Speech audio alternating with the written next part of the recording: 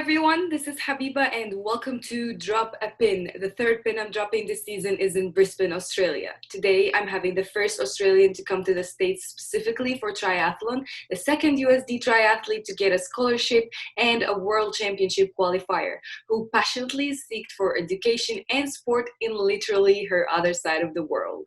Sammy Whitting, hi, how are you doing today? I'm great. Thank you for having me on.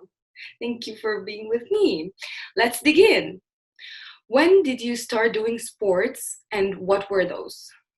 So I'd say I began swimming and running at a very early age. Both my parents were swimmers and runners, which is, I guess, where I kind of got it from. I also did a bit of basketball and netball here and there up until about high school. And I guess after that, I kind of fully committed to triathlon and I've been doing it ever since. Wow, so you're a sports girl since a really young age. Big sports girl. Yeah. When did you officially get to practice for a triathlon? So I began doing triathlons when I was about 6 years old. That's when I first started competing in them, but I officially started training when I was about 10 years old. Oh. How big is triathlon in Australia or Brisbane? Triathlon's very big in Australia. We're probably one of the top countries that does it. We're also home to one of the biggest triathlons in the world, so that's pretty exciting as well. Wow. Yeah, of course. You are the first Australian to come to the States specifically for triathlon. Why USD? So USD specifically had a course I was looking for. A lot of the other schools were more business related and law related, which wasn't quite what I was looking for. Also, triathlon was very new at that stage. It was USD's first year of having it. And that's the same as a lot of other schools as well. I'd say for USD, I probably got along with the coach and the two girls that already had committed to USD at that point. Which are probably the biggest factors why I chose it. Yeah, yeah. Speaking of your major, what do you major in? I'm doing medical biology. Wow, great. How was the reaction you got from back home being the first Australian to come to United States? So I'd say at that point, not many people knew about it, obviously, because triathlon was so new in the States. But I guess that did give me the opportunity to lead the pathway for a lot of other younger girls that also kind of wanted to start following that path as well. Yeah. Wow. So they like make you talk to other people, inspire other girls to come. Yeah. Like they often, I guess, send me their phone number or something if they want someone to contact about how I went through the whole process, or I'll go and talk at a camp or something like that. Yeah. Wow. So you're the leader in the pack of like here and there. Yes, so yeah. Yeah. Do you know any girls that came here to the United States in general because of you? I'd say I know two girls right now that have come to the US. I know there's a few more that are talking around a bit, so hopefully we can get a few more Aussies over here. That'd be exciting. Yeah, that's really cool. Yeah.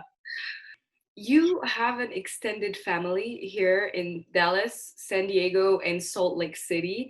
How did this affect your decision of coming here?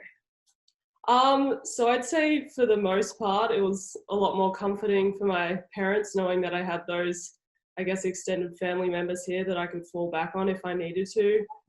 It's also really nice to just have, I guess, family here that I can go to for things like Thanksgiving and Christmas and stuff like that. Yeah. Yeah, you would always have this extra support. Exactly. I feel you because my brother is a doctor in Omaha, and then we always spend Thanksgiving and all like. Yeah, that's cool. It's really cool. How different life in Vermilion is from Brisbane? So I'd say for the most part, Brisbane is a very big city with, I'd say, a population of around 2.3 million, I think, compared to Vermilion, which is not quite as big. So I'd say that's probably the biggest difference. Also, definitely the weather.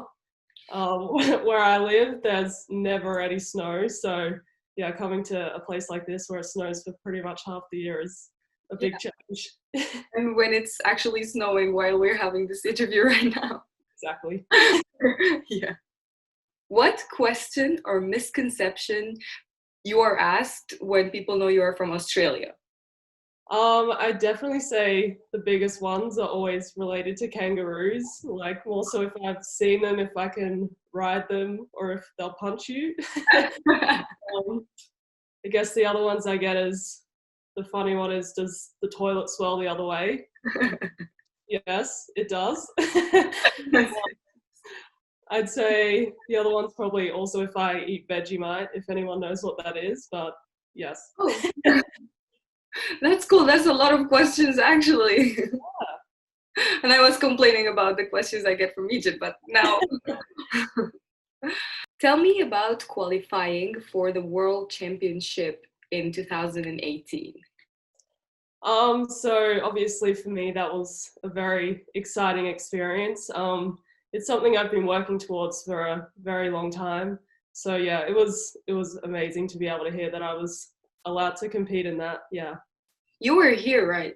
Yeah, I just started at USD. I think I was about a month and a half in when I found out that I was selected on the team. So yeah, I had to, funnily enough, the event was back home on the Gold Coast, which is about an hour's drive away from me. So yeah, I got to go home for about a weekend What a and then coincidence. straight back. Yeah. Yeah. Were you expecting to be qualified? I knew I was definitely on the cusp of being one of the few athletes that were being chosen. I'd raced pretty well in the following selection season, I guess, so I knew I was pretty close to being selected, yeah. Mhm. Did you miss any competition while being there? I did miss our very first collegiate race, which was our dual meet with Black Hills State. They were both on the same day, but I was able to make it back for our second championship meet, which was in Colorado. Yeah, great. So I only missed one, but that's Yeah. fine.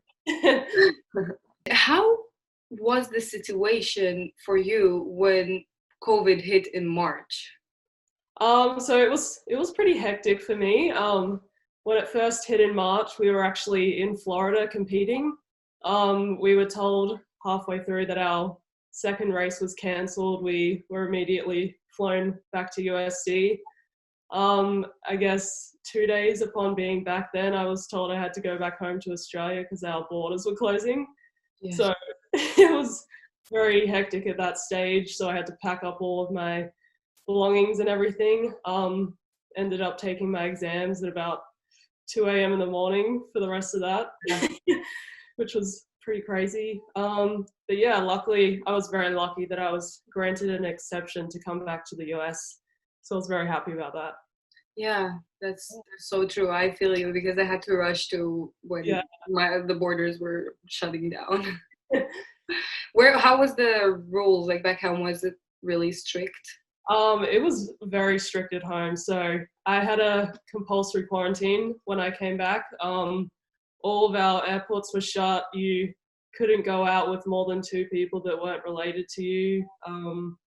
Basically, all restaurants, bars, and everything was shut. It was pretty intense. Yeah. Do you have any plans for this winter break?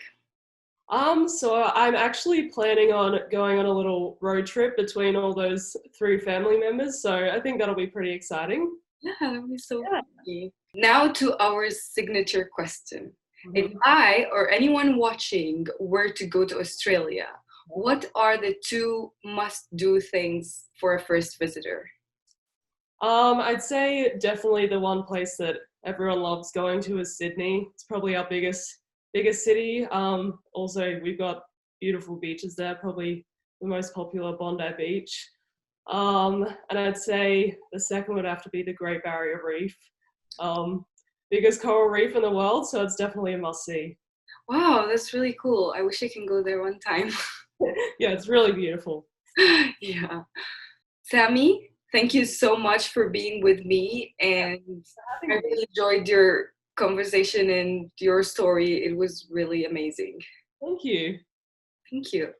So now, ladies and gentlemen, we have come to an end and stay tuned for our next spin.